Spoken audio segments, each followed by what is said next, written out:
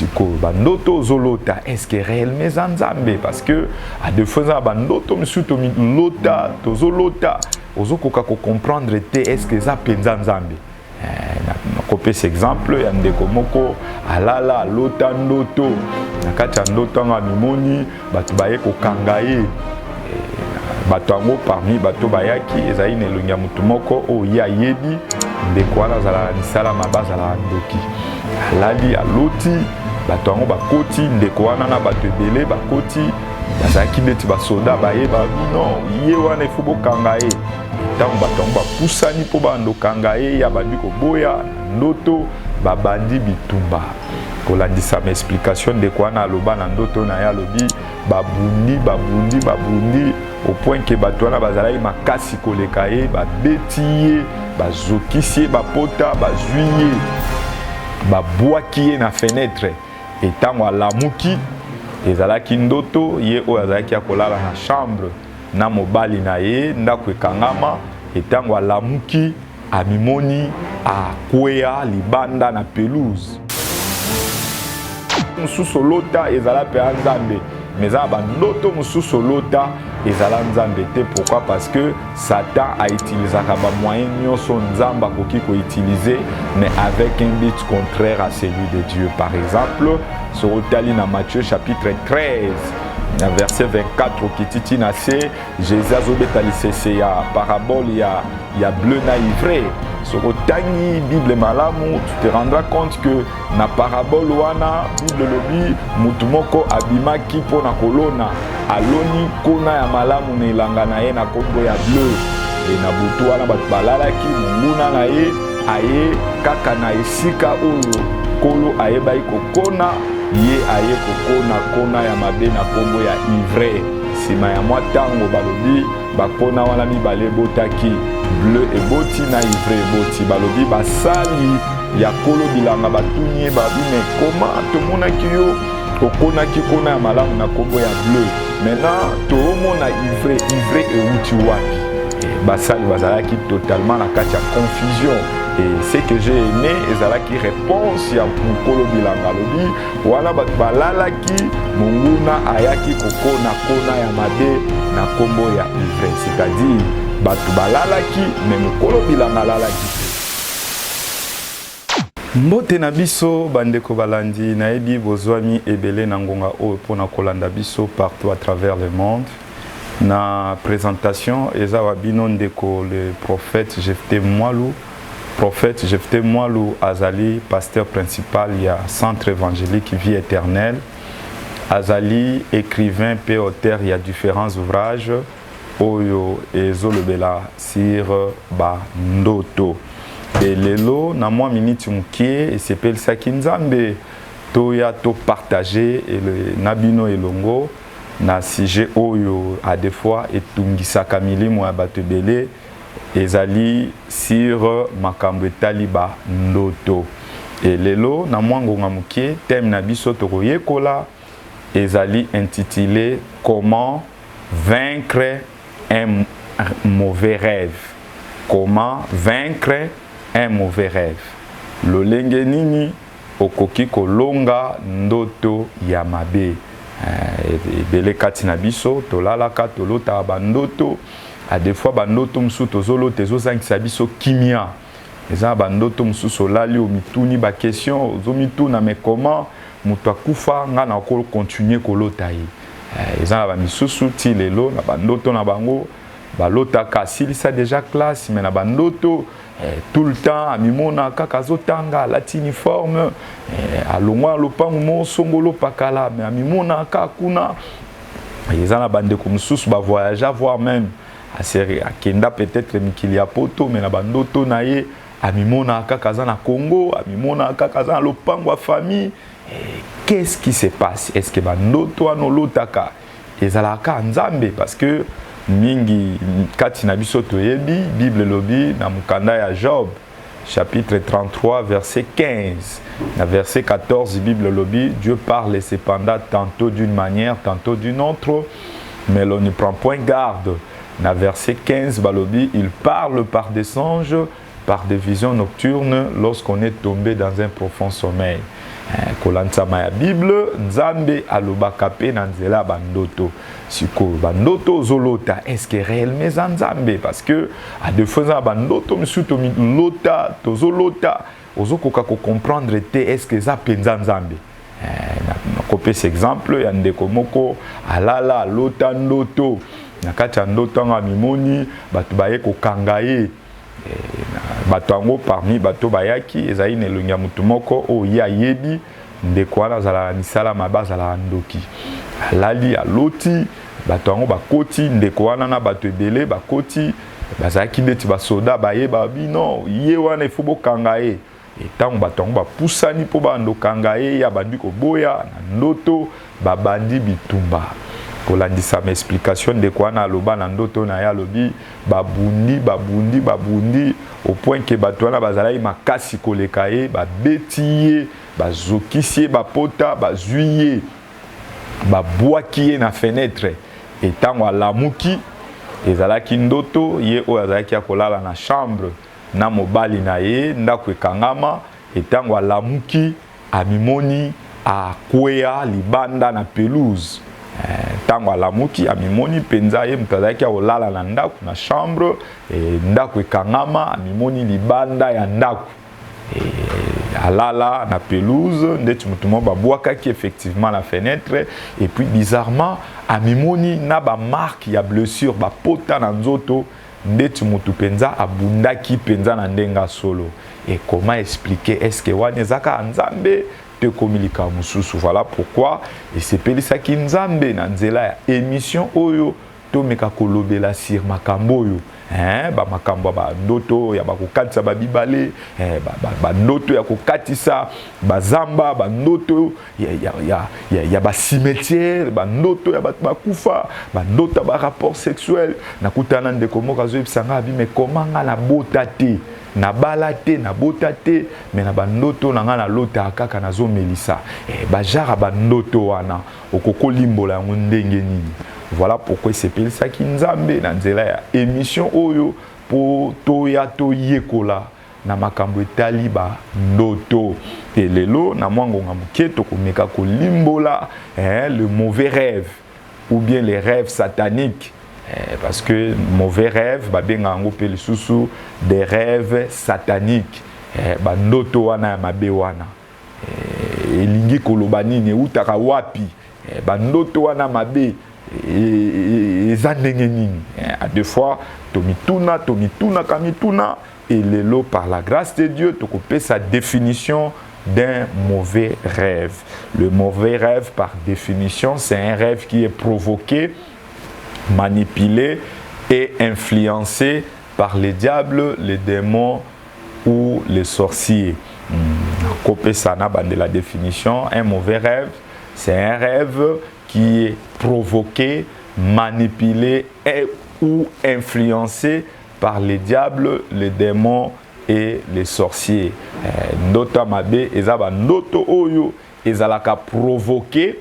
Ils ont provoqué par ya Satana, ils ont manipulé, topé influencé et pas ya milimu mabe. Peut-être tout le monde a commis une question, est-ce que milimu mabe koko provoqué bandoto? Oui. Bandoto nyo sote tolota ke zalaka nzambe.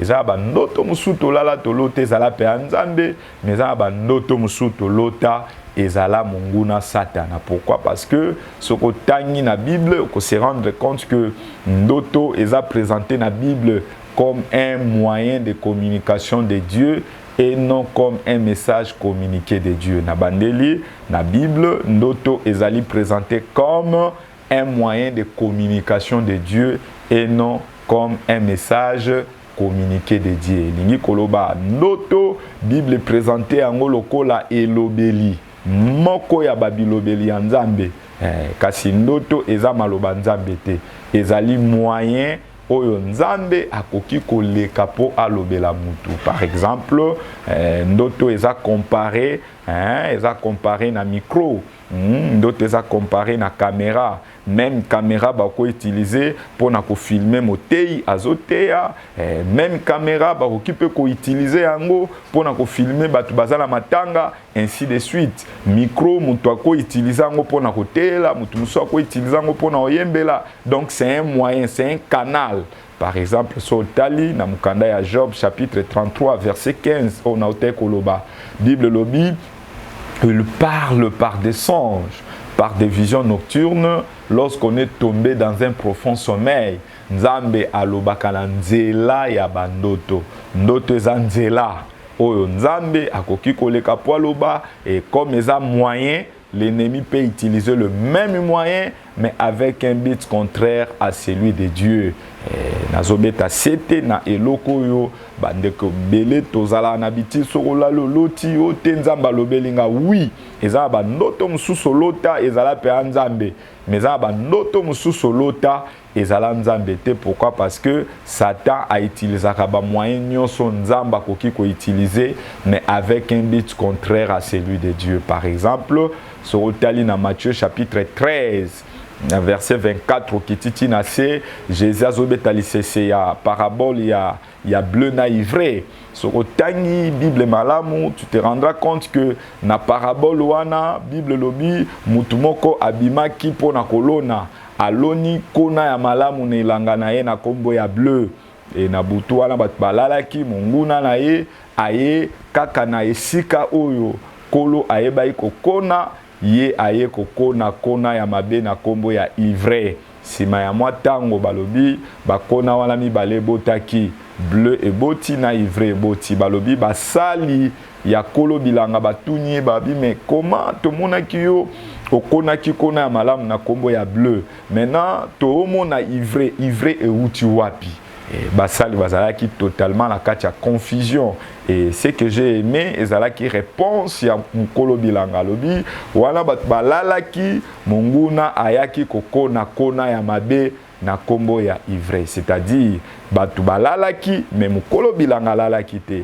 Et kolandisama ya limbola tondimbola ya parabole wana ya lisese wana oko se rendre compte que mukolo bilanga wana c'était lui seul le Christ Jésus.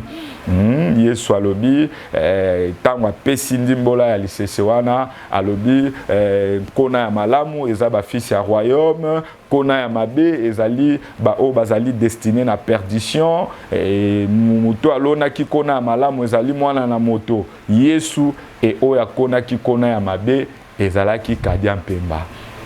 Omoni kolandisama ya lisese oyo le diable a utilisé le même champ mais avec une autre sémence.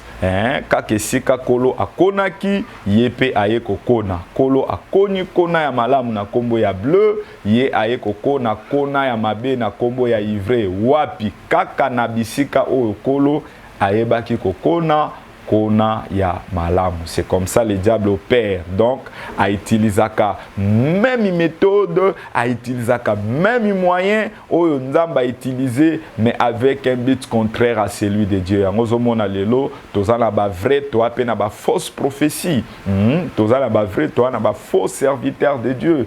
To ana ba vrai, to apena ba faux prophète. Et ceux qui tozana ba vrai, to ana ba fausse prophétie. Toza la capé na ba vrai, toza la capé na ba mauvais rêve. Ba mauvais rêve, to tu ko limbola awa un mauvais rêve, c'est tout rêve qui est provoqué, manipulé ou influencé par les diables, les démons et les sorciers. Satana a kokipe ko provoquer bandoto, bandoki, batami salamabe, ba kokipe ko influencer bandoto,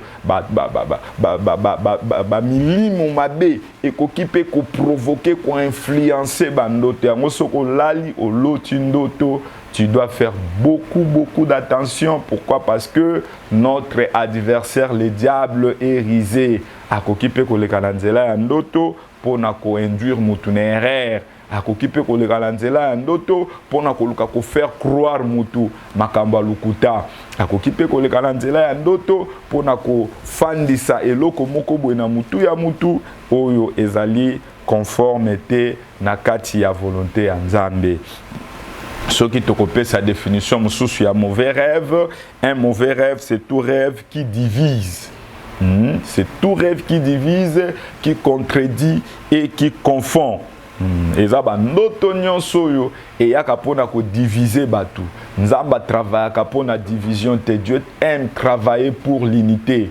Nzamba linga bat bazala ini. Nzamba linga bat bazala bo moko bazala bo yokani.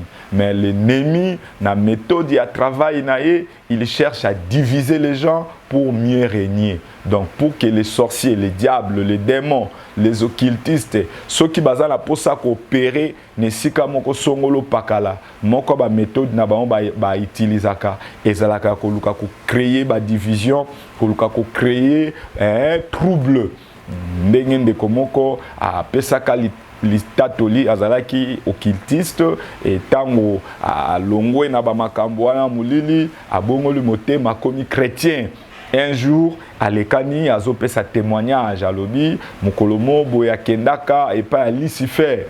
Et tant bakutani a mekoto na Lucifer mutuna bi mais comment biso to fandi toza calme mais de l'autre côté il y a une église parce que église moi ça là quelque part abi mais église wana bazo ebele église wana zo émerger bazo répondre tala mambunyo soué que bien Satan Lucifer a ebisi alobi ko se déranger té église wana atomoni bakome belé ndenge nini nzamba na bango te baza ya biso et mutwana e déranger qui alobi mais comment une grande église comme ça na pasteur na bango zoté mais bazala ya biso ndenge nini yoka réponse à Lucifer abi moni timbe bazé belé wana na ba mater bazoté baza unité baza ko kabwana bazana ba conflit bazana ba rancœur bazana batu donc au moins na bango ka bazaya ko sanga bolingo ya solo ezate katina bango ozomona. Donc pour que le diable opère librement parfois il cherche à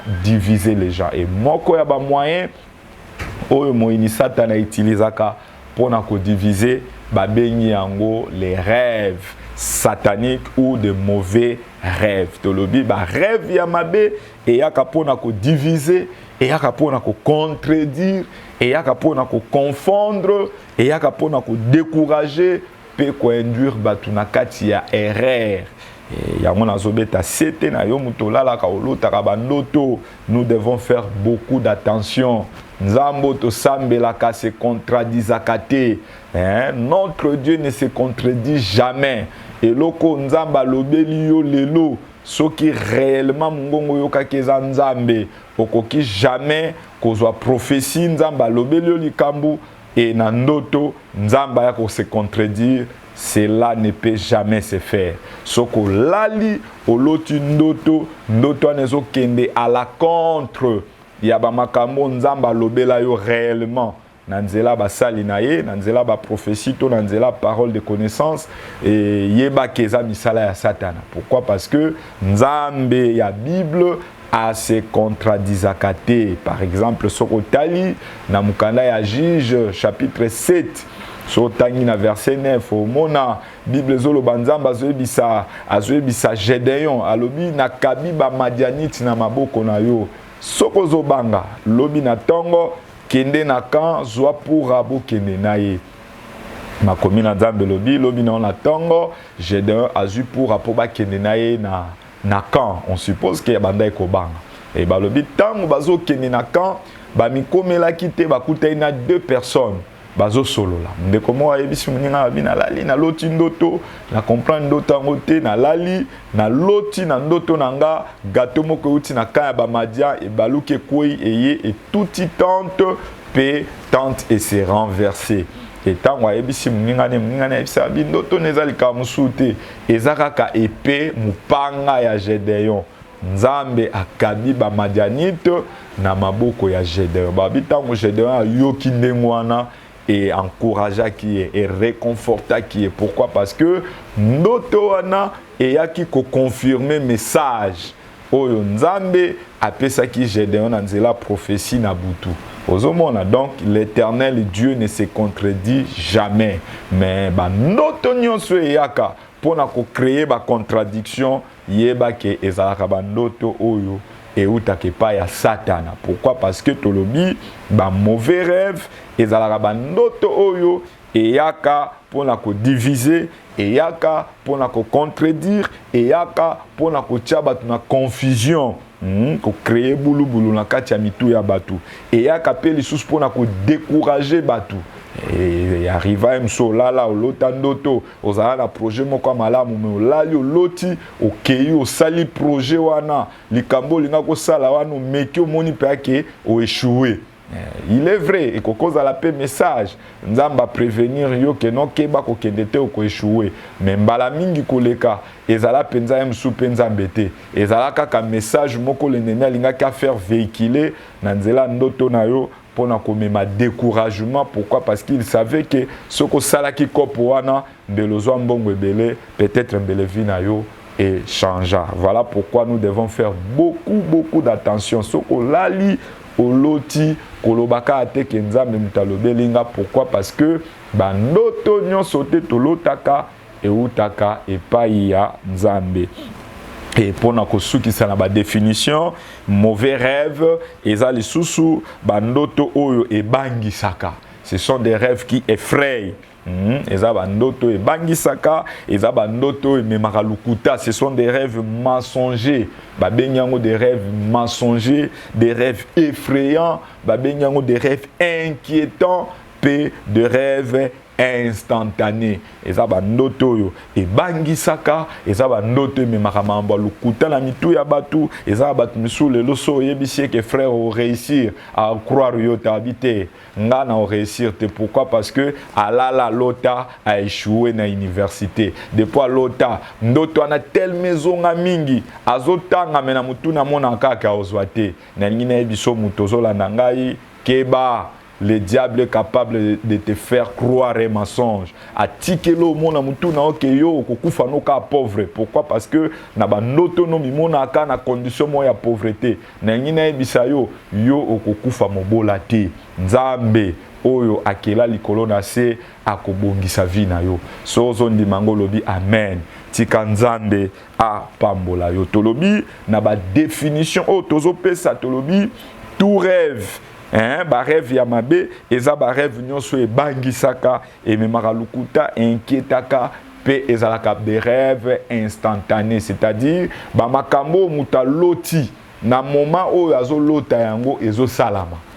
Eza ba ndoto mususu eza ndengwana na o se rappeler na kutana ndeko moko alala alota ndoto amoni mutu moko akoti aya yebisa lobi na yo kabola libala na bino et na kati ndoto yango c'est comme si alala ki na mbetu na mbali na ye. Effectivement la kibomoto be pas za ki akolala na mobali na ye aloti mutu wana bimeli ayebise na yo kabola libalo ya bandobo ya bi jamais yoko kabola libala na biso te mbala moko mutango abandi ko menacer et na kati ya menace wana ndeko yango azalaki na gilet akati ye na musapi et ye mutazolota ndoto na ndoto yango bazokisi azolela agangi na zoki nenga azosala mouvement makile ezopumbu ezolongwa na musapi ezozwa na mire et bizarrement alamuki ezalaki ndoto amimoni effectivement la musapi na azaya kozoka. Et effectivement, la boyepe a moni makila na mur. Comment expliquer? Ezalaki ndoto, mais makambo ya loti et salami kaka ndenga zolotela. Alali a loti bazokisi ye na ndenga nzoto boya zoki. Azotia sini na ndoto makila ezopumbwe na mur alamuki amoni pe effectivement makila na mur. Si maman tande kwa la kena na hôpital azali na zemi baye ko découvrir que azalaki atteinte na sida alors que avant noto anesila tangu ndeko anga zokisi ye abando seka alobi ozui sida et ya gangi nini alamuki ndoto si maman mikola ke na hôpital batali ye effectivement ba confirmer que azalaki atteinte na sida ba bengi mobali basali test mobali azana sida teka ayemoko sida wana e uti wapi. Allez-y comprendre. Donc, ozomona kenanzela ya ndoto mutakokolota makambo azolota wana ezo salama au même moment oyo azolota ndoto. Je crois que tokoya prochainement pour na kolakisa na mozindo ba différents types ya ba rêve bandoto utake pa ya satana to limboli lelo to pesi définition et très prochainement tokoya pona ko pesa ba différents types kolakisa ba lolenge ya bandoto oyo mongo na utilisaka pona ko détruire ba vie ya bato.